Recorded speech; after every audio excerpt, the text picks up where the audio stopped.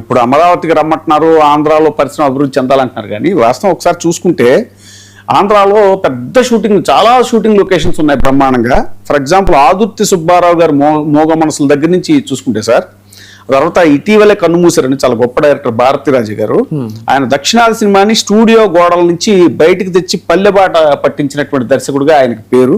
అలా చూసుకుంటే మనకి గోదావరి తీరంలో ఈ మన ముత్యాల ముగ్గు కానీ, అందాల రాముడు కానీ, బాపు గారు తీసిన సినిమాలు కానీ, ఆ తర్వాత రాఘవేంద్రరావు గారు తీసినటువంటి అడవి రాముడు, ఇవన్నీ అక్కడ ఫారెస్ట్ ఆ ఏరియాల్లో తీయటం కానీ, ఇంకా వంశీ గారి సినిమాలు, ఆయన చాలా సినిమాలు అక్కడ సితారా ఇలాంటి, అన్వేషణ ఇలాంటి చాలా సినిమాలు అక్కడ అరకు, వైజాగ్ పరిసర ప్రాంతాల్లో తీయటం, తర్వాత శేఖర్ కమ్ముల గోదావరి సినిమా, ఇలాంటివన్నీ కూడా. ఇక కోనసీమ పచ్చదనం పక్కకెళ్తే ఆ కోనసీమ అందాలు అవన్నీ కూడా, శంకరాభరణం, స్వాతి ముత్యం, శృతిలయలు, ఇవన్నీ కూడా విశ్వనాథ్ గారు ఆ పరిసరాల్లో తీసినటువంటి పరిస్థితి. అక్కడ పల్ల వెంకన్న నర్సరీ, అక్కడ అసలు దాంట్లో ఎన్ని షూటింగ్లు జరిగాయో లెక్కలేదు.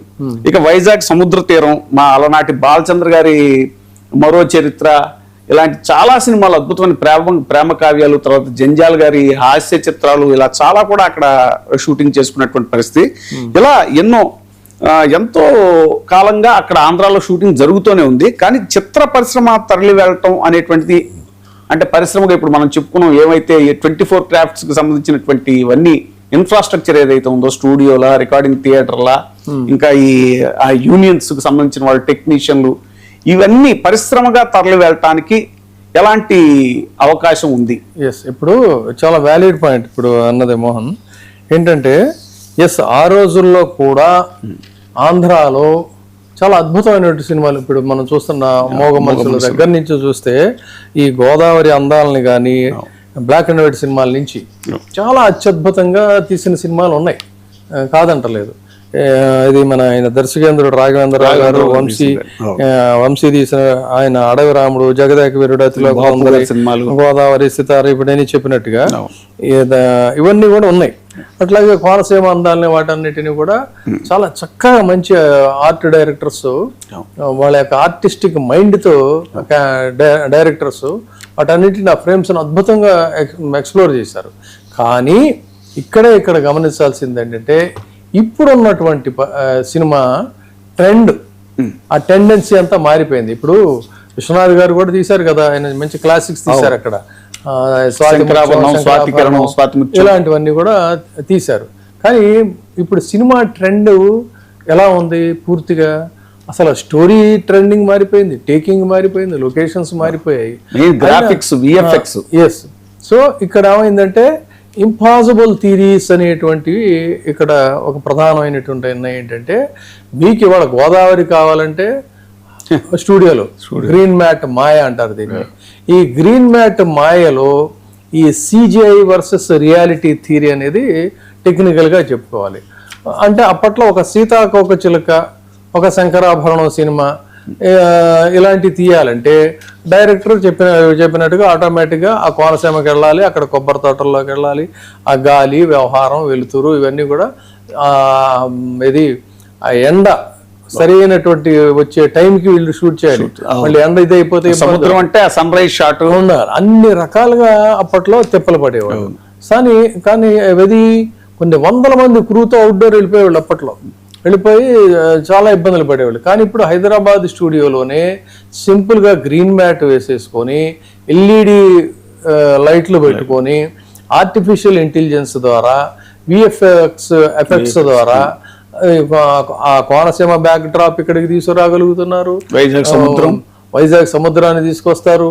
ఇంకా ఏదంటే ఇంకేదైనా కూడా అందాలు అన్నీ ఇక్కడికి తీసుకొచ్చేటువంటి పరిస్థితి ఉన్నప్పుడు, ఇంత శ్రమ కోర్చి, ఇంత ఎండలలోనూ వాటిలోనూ పడి అక్కడికి వెళ్లాల్సినటువంటి ఇది పోయింది. అంటే ఆ పాత సహజత్వం అనేటువంటిది మళ్ళీ రావటం అసాధ్యం. కానీ బట్ ఏంటంటే అక్కడ సహజత్వం ఉందా అనేది నేను ఇప్పుడు అడుగుతున్నా. ఇందాక చెప్పుకున్నట్టుగా ఆ కోనసీమ అందాలు అలాగే ఉన్నాయా, ఆ సముద్ర తీరం అదే విధంగా ఉందా, అక్కడ ప్రాంతాలు అలాగే ఉన్నాయా, మొత్తం కాలుష్యపు కోరల్లో, రొయ్యల వాసనలతో ఆ బ్యూటీ అంతా, ఆ ముత్యాల ముగ్గు, ఆ గోదావరి సినిమాల్లో చూపించిన అందాలు, ఏదో అన్నట్టు అవన్నీ ఉన్నాయి, ఇప్పుడు లేవు కదా.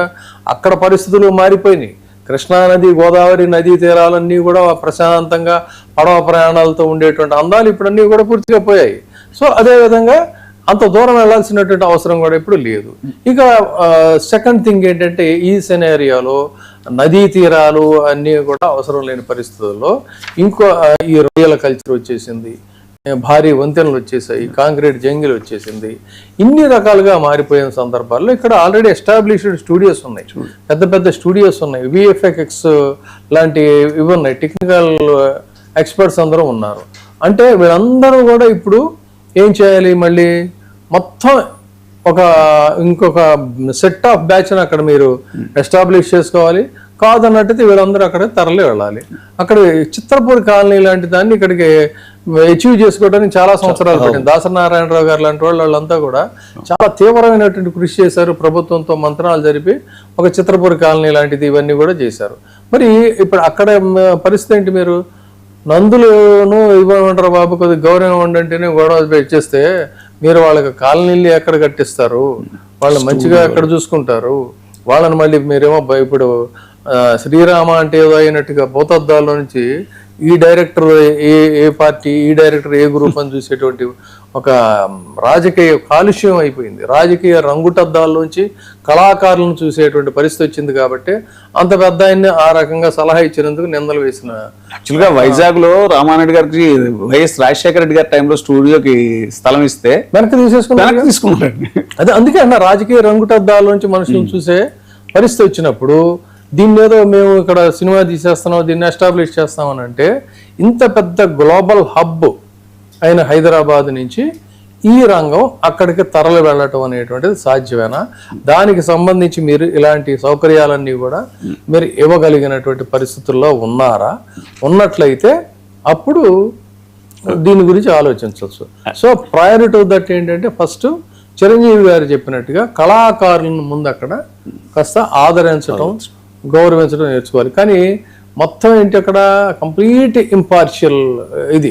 ఇప్పుడు ఇక్కడ 300 కోట్ల budget, global market, pan India commercial theory, ఇన్ని రకాలతో ఇక్కడ సినిమాలు తీస్తూ ఉంటే అక్కడ ఆ స్థాయిలో తీసేటువంటి పరిస్థితికి ఆ ఎస్టాబ్లిష్మెంట్ అదంతా రావాలంటే రావాలని కోరుకుందాం.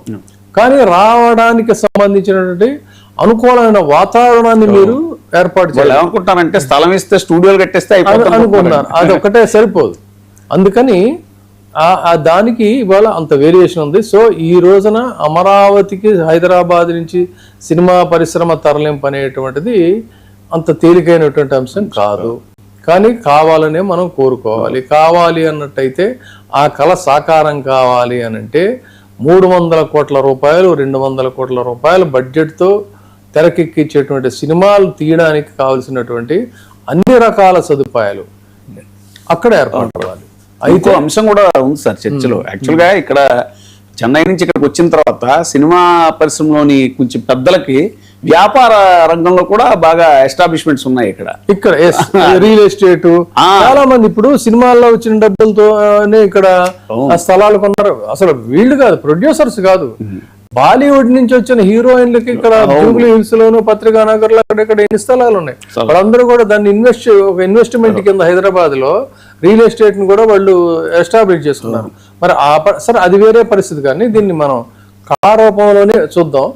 చూసుకున్నప్పుడు ఏంటంటే, వాళ్ళకి ఇలాంటి పరిస్థితులన్నీ కూడా మీరు అక్కడ ప్రొవైడ్ చేస్తేనే సినిమా రంగం వెళుతుంది తప్ప పెద్ద పెద్ద స్టేట్మెంట్స్ ఇచ్చేసేసి అక్కడ చేద్దామంటే ఏం తీస్తారు అక్కడ? ఇప్పుడు మనం డిస్కస్ చేసిన ఈ పాన్ ఇండియా సినిమాలన్నీ కూడా తీసేటువంటి పరిస్థితులు మీకు అక్కడ ఉన్నాయా? ఆ ఇన్ఫ్రాస్ట్రక్చర్ ఉందా? ఇప్పుడు సినిమా వీళ్ళు వెళ్ళాలంటే ఇక్కడ స్టార్ హోటల్స్ ఉన్నాయి, ఎక్కడి నుంచి వచ్చినా కూడా. ఒక్కొక్కసారి సినిమాలకి ఏం చేస్తున్నారు, వీళ్ళు టెక్నికల్ పీపుల్ని కానీ వాళ్ళని కానీ ఇంటర్నేషనల్ ఎక్స్పర్ట్స్ని వాళ్ళని కూడా పిలిపిస్తున్నారు. తర్వాత వాళ్ళందరూ ఇక్కడ స్టే చేయడానికి కంఫర్టబుల్ జోన్ ఉంది. తర్వాత మోర్ ఓవర్ హైదరాబాద్ అనేది ఏంటంటే, ఇట్ ఈస్ మనకి ఆకాశ మార్గంలో చూసుకుంటే అదర్వైజ్ కూడా ఇట్ ఈస్ ఎ జంక్షన్. ఇప్పుడు మీరు ఇక్కడ నుంచి బెంగళూరు వెళ్ళాలన్నా, బాంబే వెళ్ళాలన్నా, ఢిల్లీ వెళ్ళాలన్నా, హైదరాబాద్ చెన్నై అయినా, కేరళ అయినా, దుబాయ్ అయినా, అమెరికాకైనా ఇక్కడ నుంచి కంఫర్టబుల్గా మీకు ఒక ఫెసిలిటీ ఉంది, ఎస్టాబ్లిష్డ్ ఫెసిలిటీ ఉంది. అలాంటి ఒక ట్రాన్స్పోర్ట్ అనేది కూడా అక్కడ ఎస్టాబ్లిష్ అవ్వాలి. అయినప్పుడు మాత్రమే ఇవన్నీ ఇదవుతాయి. కాబట్టి ఇంపాసిబుల్ డ్రీమ్ అని అనుకోక్కర్లేదు. It is a possible. But whereas ఇప్పుడు మనం డిస్కస్ చేసినట్టుగా ఇన్ని రకాల ఎఫర్ట్స్ సీరియస్గా దాని మీద పెడితే అప్పుడు ఖచ్చితంగా ఇది అవుతుంది తప్ప ఏదో మీకున్నటువంటి పొలిటికల్ ఇన్ఫ్లుయెన్స్ లేదా పాలిటిక్స్ పవర్లో మీరు ఉన్నారు కాబట్టి అలాంటి వాళ్ళు ఏదో 2-3 సినిమాలు తీస్తే తీయచ్చు కాక. But end of the day ఆ సినిమాలకు కూడా మిక్సింగ్, డబ్బింగ్, మ్యూజిక్, మళ్ళీ వాటన్నిటికీ మీరు ఇక్కడ హైదరాబాద్ రావాల్సిన పరిస్థితి. కాబట్టి చూద్దాం.